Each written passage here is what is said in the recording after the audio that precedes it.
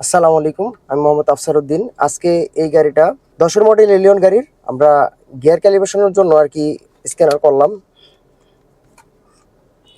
মানে আপনার গাড়িটা পিক আপ ফাটে কিন্তু টান ওঠে না। গিয়ার ক্যালিব্রেশন করব কিন্তু এখন না, এটা কালকা গিয়ে ইনশাল্লাহ যদি তৌফিক দেয় আল্লাহ, এটা পার্কিংয়ে গিয়ে করব। গিয়ার ক্যালিব্রেশন প্রসিডিউর হচ্ছে মানে ঠান্ডা করতে সময় লাগে অনেক, মনে করেন আপনার স্টেবল জায়গা লাগে এবং সব সেন্সরগুলো ওকে থাকতে হয়, নাহলে কিন্তু গিয়ার ক্যালিব্রেশন নেয় না। ঠিক আছে, এই বিষয়গুলো আপনারা খেয়াল রাখবেন। মানে সব কিছু ঠিক থাকলেই গিয়ার ক্যালিব্রেশন কেবল নিবে, এছাড়া কিন্তু গিয়ার ক্যালিব্রেশন নিবে না। আর এর আগে আপনি কি কাজ করছিলেন? এর আগে করছি আপনার যে পাল্টাইছি, আপনার সিলিন্ডারের তেল ফালাইছি, ওয়ারিং সেট পুরাটাই চেঞ্জ করছি, তারপর আপনার তেল গ্যাসের রিলি চেঞ্জ করছি। আচ্ছা, কাজ করে কি কি বুঝলেন? কাজ করার পরে এখন মোটামুটি বাইক গাড়ি চালায় খুব ভালো মজা পাইতেছি। আগে খুব সমস্যা ছিল। গিয়ার ক্যালিব্রেশনটা হয়ে গেলে গাড়িটা আরও স্মুথ হবে। এখন দেখা গেল পিক আপটা টান দিলে কিন্তু ফাইটা যায়। এই পিক আপটা যখন না একদম আরও স্মুথ হবে, ঠিক আছে, তখন চালাইতে আরও গাড়িটা আরও কমফোর্টেবল লাগবে, আরও আরামদায়ক লাগবে। ঠিক আছে, আর ফুয়েল কনজাম্পশনটা কমে যাব, মানে ফুয়েলটা কম খাবে আর কি, মাইলেজ বেশি দিব। এই গাড়িটার গিয়ার ক্যালিব্রেশন করলাম, উনি কয়দিন আগে গিয়ার ক্যালিব্রেশন করছে। আপনি কিছু বলেন। আমি কয়েকদিন আগে গিয়ার অয়েল চেঞ্জ করছি। চেঞ্জ করার পরে একজন ওই ভদ্রলোক ভালো একটা লোক নিয়ে আসলো যে খুব ভালো ক্যালিব্রেশন করতে পারে। উনি নিয়ে আসার পরে আমাকে ক্যালিব্রেশন করে দিল।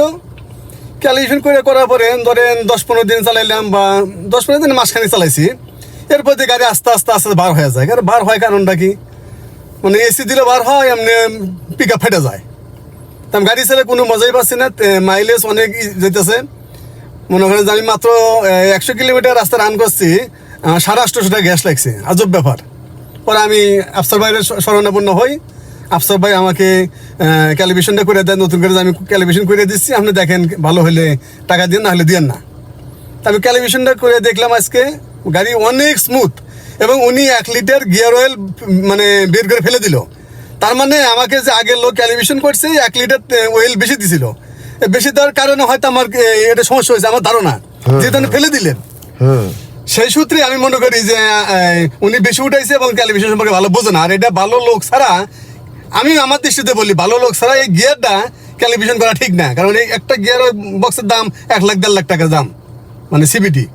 সুতরাং ভুল জায়গায় দিয়ে, আমি মনে করি ভুল জায়গায় দিয়ে আমার মধ্যে কেউ প্রতারিত হবেন না।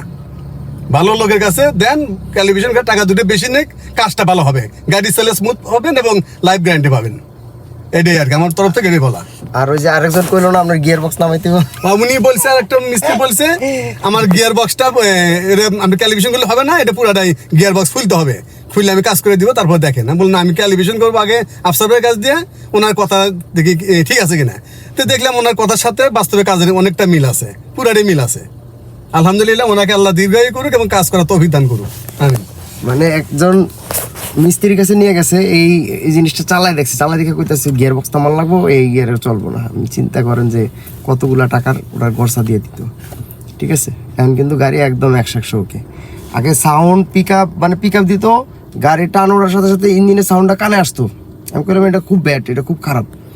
এখন কিন্তু চালাইছে এইমাত্র আমরা চালাই, এই কিছু আগে ক্যালিব্রেশন করছি, চালাই আসলাম, ইঞ্জিনের কোনো সাউন্ডই আলাপ পাওয়া যায় না, এবং খুব স্মুথ এবং কমফোর্টেবল। মানে আপনি গাড়ি চালায় যদি মনে হয় যে আপনি ট্রাক চালাইতেছেন, লেগুনা চালাইতেছেন, তাহলে তো হইব না। গাড়ি চালাইলে মনে হয় যে গাড়ি চালাইতেছি, খুব স্মুথ শান্তভাবে চলবো গাড়ি। গাড়ি যদি হাঁক ডাক দিয়া চলে, আসলে এই সব জাপানি গাড়ি এইভাবে তৈরি করা হয়নি, এগুলো স্মুথ শান্তভাবে চলবে রোডের ভিতরে। ঠিক আছে, ধন্যবাদ। আপনারা যারা গিয়ার ক্যালিব্রেশন করাবেন আমার সাথে যোগাযোগ করেন।